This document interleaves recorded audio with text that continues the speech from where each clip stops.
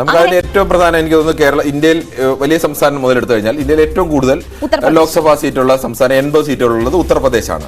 ഉത്തർപ്രദേശിനെ സംബന്ധിച്ചിടത്തോളം ഉത്തർപ്രദേശിൽ ഇത്തവണ മത്സരിക്കുന്നത് കോൺഗ്രസ് SP സഖ്യമാണ്. SP കോൺഗ്രസ് എന്ന് പറയും. SP ആണ് അവിടുത്തെ പ്രധാനപ്പെട്ട പാർട്ടി. കോൺഗ്രസ് രണ്ടാമത്തെ പാർട്ടിയായി നിൽക്കുന്നു. അങ്ങനെ SP-യും കോൺഗ്രസും സഖ്യത്തിൽ മത്സരിക്കുന്നു.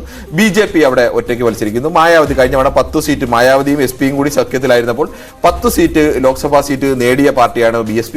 ആ BSP ഒറ്റയ്ക്ക് മത്സരിക്കുന്നു. പക്ഷേ BSP-യെ സംബന്ധിച്ചിടത്തോളം BSP-ക്ക് ഒരു ദളിത് വോട്ട് ബാങ്ക് ഒക്കെ പണ്ട് 21%, 23% വരെ വോട്ടൊക്കെ നേടിയ പാർട്ടിയാണ്. എല്ലാ കാലത്തും 10-18% ഒക്കെ ഉണ്ടായിരുന്നു. കഴിഞ്ഞ തവണ അത് 10-12% കുറഞ്ഞു. വീണ്ടും വോട്ടിംഗ് ശതമാനത്തിലേക്ക് നിശ്ചയ ശതമാനം ഇപ്പോഴും ഉണ്ട്.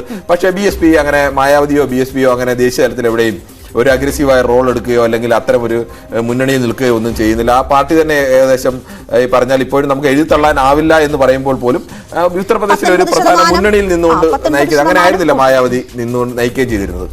അവിടെ ഈ പ്രധാനമായും ഈ ഇന്ത്യ മുന്നണി കാണുന്നത് ഈ യോഗി ആദിത്യനാഥിനെതിരായിട്ടുള്ള അല്ലെങ്കിൽ ആ സർക്കാരിനെതിരായ ഒരു വികാരമുണ്ട്, 7 വർഷത്തെ ഭരണത്തിന്റെ വികാരമുണ്ട് എന്ന് മാത്രമല്ല അവിടേക്കാണ് ഈ OBC രാഷ്ട്രീയമെല്ലാം വളരെ കൃത്യമായിട്ടുണ്ട്. ഇന്ത്യയിലൊക്കെ അത്തരം രാഷ്ട്രീയം ഏറ്റവും കൂടുതൽ ഈ ജാതി സമവാക്യങ്ങളുടെ രാഷ്ട്രീയം ഏറ്റവും ഫലപ്രദമായി ഉപയോഗിക്കുകയും ഏറ്റവും ഫലപ്രദമായി വർക്ക് ചെയ്യുകയും ഒക്കെ ചെയ്ത ഒരു സംസ്ഥാനമാണ് UP എന്ന് ആലോചിക്കണം. നമ്മൾ അയോധ്യ UP-യിലാണ് എന്ന് പറയുമ്പോഴും ഇന്ത്യയിലെ മറ്റ് സംസ്ഥാനങ്ങൾ ഇപ്പോൾ രാജസ്ഥാനിലോ മധ്യപ്രദേശിലോ അയോധ്യ ഉണ്ടാക്കുന്ന വികാരം ഒരു കാലഘട്ടത്തിലും ഉത്തർപ്രദേശിൽ ഉണ്ടാക്കിയിട്ടില്ല എന്നതുകൂടി ആലോചിക്കണം. ഉത്തർപ്രദേശുകാരെ സംബന്ധിച്ചിടത്തോളം അത്രത്തോളം വൈകാര്യത UP മറ്റൊരു സംസ്ഥാനക്കാരന് തോന്നുന്ന അത്രത്തോളം വൈകാര്യത ഇതിൽ അയോധ്യയുമായി ബന്ധപ്പെട്ട എതിർ മുദ്രാവാക്യങ്ങളൊക്കെ അവിടെ വലിയ തെരഞ്ഞെടുപ്പ് ചർച്ചയായിട്ട് അടക്കമുള്ളതാണ്. പക്ഷേ കിരൺ, BJP 62 സീറ്റ് 80-ൽ നേടിയയിടത്ത് ഇത്തവണ രാമക്ഷേത്രം ഉൾപ്പെടെയുള്ള അനുകൂലമായ ഘടകങ്ങൾ അവർ പ്രതീക്ഷിക്കുന്ന ഇടത്ത് ആണ് നമ്മൾ ഇന്ത്യ മുന്നണിക്ക് സീറ്റ് കണ്ടെത്തേണ്ടത്, അവരുടെ പ്രതീക്ഷകളെ വിശകലനം ചെയ്യേണ്ടത്. അല്ല, ഇത് നമ്മൾ കണ്ടെത്തുന്നതല്ല.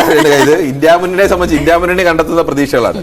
ഇന്ത്യ മുന്നണിയെ സംബന്ധിച്ച് അങ്ങനെ പ്രതീക്ഷ വെക്കാൻ നമ്മൾ ആ കണക്ക് ഒരു തീരെ ലോജിക്കൽ അല്ലെങ്കിലാണ് നമുക്ക് തള്ളിക്കളയാൻ കഴിയുന്നത്.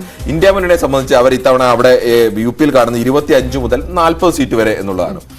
40 സീറ്റ് എന്ന് പറയുമ്പോൾ പെട്ടെന്ന് നമുക്ക് അസാധ്യമാണോ എന്നൊക്കെ തോന്നാം. പക്ഷെ 62 സീറ്റിൽ നിന്ന് 40 സീറ്റൊക്കെ 22 സീറ്റ് കുറഞ്ഞാൽ മതി. അവിടെ SP-യെ സംബന്ധിച്ചിടത്തോളം SP ഇപ്പോഴും അവിടുത്തെ ഏറ്റവും പ്രധാനപ്പെട്ട ഒരു പാർട്ടിയാണ്. അവിടെ ഈ തെരഞ്ഞെടുപ്പ് നടപടികൾ തുടങ്ങുന്നതിന് മുൻപ് അല്ലെങ്കിൽ 1ാം ഘട്ട വോട്ടെടുപ്പ് തുടങ്ങുന്നതിന് മുൻപ് അഖിലേഷ് യാദവ് പറഞ്ഞൊരു കാര്യമാണ് ഓർമ്മ വരുന്നത്. ഗാസിപ്പൂർ മുതൽ ഗാസിയാബാദ് മുതൽ ഗാസിപ്പൂർ വരെ എന്ന് വെച്ചാൽ പടിഞ്ഞാറൻ മേഖല മുതൽ ഈസ്റ്റേൺ മേഖല വരെ ഒരു സീറ്റ് പോലും BJP-ക്ക് കിട്ടില്ല എന്ന് പറഞ്ഞു. അതിനുശേഷം 6 ഘട്ടങ്ങൾ കഴിഞ്ഞു. കഴിഞ്ഞ ദിവസം അഖിലേഷ് യാദവ് പറഞ്ഞത് ഏറ്റവും വലിയ ലാർജസ്റ്റ് പാർട്ടിയാകും SP എന്നതാണ്. ആത്മവിശ്വാസം ആദ്യം മുതൽ അവസാനം വരെ ഒരുപോലെ അഖിലേഷ് യാദവിന് ഉണ്ട് എന്നത് അവിടുത്തെ സാഹചര്യങ്ങൾ എല്ലാം കൂടി മനസ്സിലാക്കിക്കൊണ്ട് നൽകുന്ന ഒരു വിവരമാണ്. അദ്ദേഹം ഈ ദളിതരുടെ പീച്ചേവാലയുടെ പിന്നെ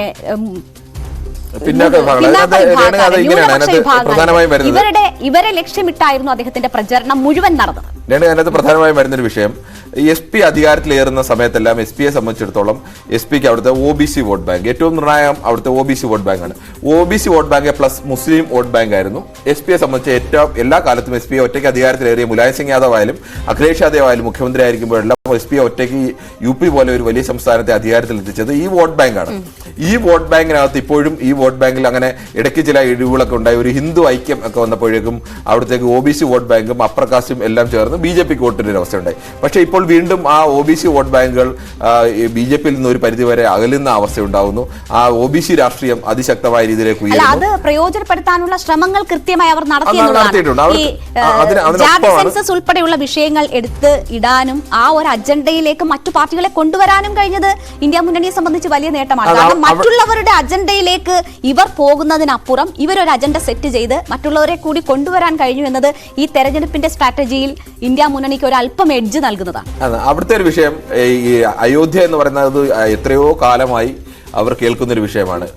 ഉത്തർപ്രദേശിന്റെ രാഷ്ട്രീയത്തിൽ അയോധ്യ ചർച്ചയാവുകയും ചർച്ച അല്ലാതാവുകയും ഒക്കെ ചെയ്ത് അയോധ്യ കത്തികൾക്ക് സമയത്ത് തന്നെ അവിടെ BSP ഭരിച്ചിട്ടുണ്ട്, SP ഭരിച്ചിട്ടുണ്ട്. ഇതെല്ലാം അവിടെ ഈ പറയുന്നത് പോലെ OBC vote bank plus Muslim vote bank plus ഇപ്പോൾ ഇവർ ആലോചിക്കുന്നത് ഈ മായാവതിയിൽ നിന്ന് നഷ്ടപ്പെട്ടു പോകുന്ന ദളിത് വോട്ട് ബാങ്ക് ഉണ്ട്. ഈ ദളിത് വോട്ട് ബാങ്കിനെ ആ ദളിത് വോട്ട് ബാങ്കിനെ കൂടി ഒരു പരിധിവരെ എന്ന ഫോർമുല ഒരു പരിധിവരെ ആ ദളിത് വോട്ട് ബാങ്കിനെ കൂടി ഈ എസ് പിയുടെ മുന്നണിയിലേക്ക് കൊണ്ടുവരാൻ കഴിഞ്ഞാൽ പിന്നെ കോൺഗ്രസിനെ സംബന്ധിച്ച് നമ്മൾ കോൺഗ്രസ് എത്ര നിസ്സാരമാണെന്ന് പറഞ്ഞാലും യു പി എ സംബന്ധിച്ച് കോൺഗ്രസിന് ഒരു 2009-19 സീറ്റുകൾ നേടിയ സംസ്ഥാനമാണ് കോൺഗ്രസ് നാലേക്കാണ് യു പിയിലെ വോട്ട് കിട്ടുന്നില്ല എങ്കിൽ പോലും കോൺഗ്രസിന് യു പിയിലെ 80 സീറ്റുകളിലും സാന്നിധ്യമുണ്ട്. 80 സീറ്റുകളിലും ഒരു നല്ല സ്ഥാനാർത്ഥി വന്നു കഴിഞ്ഞാൽ ഒരു നിശ്ചയ ശതമാനം വോട്ട് പിടിക്കാനുള്ള ശേഷിയുള്ള ഒരു പാർട്ടി തന്നെയാണ് കോൺഗ്രസ്. ആ കോൺഗ്രസ് അത് ജയത്തിലേക്ക് എത്തിക്കാൻ അവിടുത്തെ പ്രധാനപ്പെട്ട നേതാക്കളില്ല എന്നുള്ളത് കൊണ്ട് തന്നെ 6.4% കുറയുമ്പോഴും ഞാനത് നേരത്തെ പറഞ്ഞത് കോൺഗ്രസിൽ ഏത് മണ്ഡലത്തിലായാലും 1 ലക്ഷത്തിനോ മേളിൽ വോട്ട് പിടിക്കാനുള്ള ശേഷിയുണ്ട്.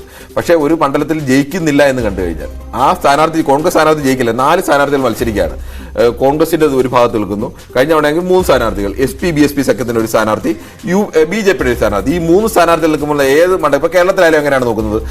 രണ്ട് സ്ഥാനാർത്ഥികൾ പ്രധാനപ്പെട്ട 2 സ്ഥാനാർത്ഥികൾ നിൽക്കുന്നു. അപ്പോൾ മൂന്നാമത് നിൽക്കുന്ന സ്ഥാനാർത്ഥിക്ക് വോട്ട് ചെയ്യാൻ താല്പര്യമുള്ള കുറെ ആളുകൾ കൂടി ഈ ജയിക്കാൻ സാധ്യതയുള്ള സ്ഥാനാർത്ഥിയിലേക്ക് അല്ലെങ്കിൽ ഈ രണ്ടിൽ ആരെയാണ് കൂടുതൽ പ്രിയം അല്ലെങ്കിൽ ആരോടാണ് കൂടുതൽ വിരോധം അവർക്കെതിരായി നിൽക്കുന്ന സ്ഥലത്തേക്ക് വോട്ട് പോകും. കോൺഗ്രസിന്റെ വോട്ട് ബാങ്കും അങ്ങനെ പോയതാണ്. ഇത് തിരിച്ചു പിടിക്കുന്നു. Plus OBC vote bank plus Muslim vote bank plus ഈ മായാവതിയിൽ നിന്ന് വരുന്ന ദളിത് വോട്ട് ബാങ്ക് ഇതെല്ലാം ഒരു 10-20-21% വരുന്ന ദളിത് വോട്ട് ബാങ്ക് ഉണ്ടെന്ന് ആലോചിക്കണം. അവിടെ OBCയുടെ ശതമാനത്തിലേക്ക് വരുമ്പോൾ ഇവിടെ ഒരു പകുതി എങ്കിലും സീറ്റുകൾ UPA സ്വന്തമാക്കണമെങ്കിൽ ഇന്ത്യ മുന്നണിക്ക് സ്വന്തമാക്കണമെങ്കിൽ 2009 UPA നേടിയ ആ നിലയിലേക്ക് പോകണം. 22ഉം 20ഉം എന്ന നിലയിലേക്കെങ്കിലും എത്തണം. പക്ഷേ അതിന് അനുകൂലമായ ഒരു സാഹചര്യം ഉണ്ടോ എന്നത് വലിയ സംശയമല്ലേ. ഈ ഇന്ത്യ മുന്നണിയിലെ ഏറ്റവും ബെസ്റ്റ് കോംബോ എന്ന് പറഞ്ഞാൽ രാഹുൽ അഖിലേഷ് കോംബോയാണ്. അവർ രണ്ടുപേരും അതായത് തുടക്കം മുതൽ തന്നെ ആ ഒരു ഒത്തൊരുമ തെരഞ്ഞെടുപ്പിൽ ആകെ കണ്ടു. ആ ഒരു ഫീല് ജനങ്ങൾക്ക് കൊടുക്കാൻ കഴിഞ്ഞു. UPയിൽ അഖിലേഷും രാഹുലും ഒരുമിച്ചെത്തിയ വേദിയിലാണ് വലിയ തിക്കും തിരക്കും വലിയ അവർക്ക് യോഗം അവസാനിപ്പിച്ച് പോകേണ്ടി വരെ വരുന്ന സാഹചര്യം. അപ്പോൾ നല്ല കോംബോയാണ്, നല്ല രീതിയിലുള്ള ഒരു പരീക്ഷണമാണ്. അത് വിജയിച്ചാൽ അല്ലെങ്കിൽ ഒരു തലത്തിലെങ്കിലും ഫലം കണ്ടാൽ വരുന്ന നിയമസഭാ തെരഞ്ഞെടുപ്പ് ഉൾപ്പെടെ അവിടെയൊക്കെ പരീക്ഷിക്കാൻ പറ്റുന്ന തരത്തിലുള്ളതാണ്. പക്ഷെ എങ്കിൽ പോലും 2009 സാഹചര്യം ഉണ്ടാകുമോ?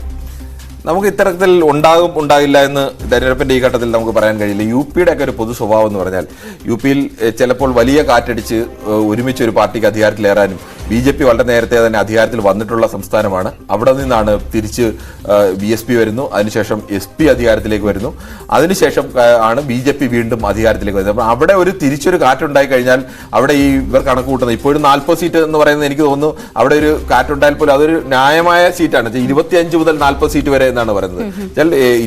BJPക്കെതിരായ ഒരു തരംഗം അല്ലെങ്കിൽ ഒരു നേരിയ തരംഗമെങ്കിലും അവിടെ UPയിൽ ഉണ്ടായി കഴിഞ്ഞാൽ അവിടെ 25 മുതൽ കഴിഞ്ഞ മോദി തരംഗം ഏറ്റവും കൂടുതൽ ശക്തമായി വീശിയടിച്ച സമയത്ത് പോലും ഉത്തർപ്രദേശ് പോലെ ഏറ്റവും ശക്തമായ സംസ്ഥാനത്ത് കഴിഞ്ഞ അവിടെ 15 സീറ്റുകൾ 10 സീറ്റ് BSPക്കും 5 സീറ്റ് SPക്കും ലഭിച്ചാണെന്ന് ആലോചിക്കണം. അവിടെ നിന്ന് അവർക്ക് ഒരു പരിധിവരെയെങ്കിലും മുന്നേറ്റം ഉണ്ടാക്കാൻ കഴിഞ്ഞാൽ ഈ 25-40 എന്ന് പറയുന്നത് ഏറെക്കുറെ അപ്രാപ്യമായ ഒന്നല്ല. ഇനി മറിച്ച് തെരഞ്ഞെടുപ്പിൽ എന്ത് സംഭവിക്കുമെന്ന് നമുക്ക് പറയാൻ കഴിയില്ല. പക്ഷേ നിലവിലെ രാഷ്ട്രീയ സാഹചര്യത്തിൽ അവർ പറയുന്നതിൽ ഒരു ലോജിക്കുണ്ട്. ശരി, എന്തായാലും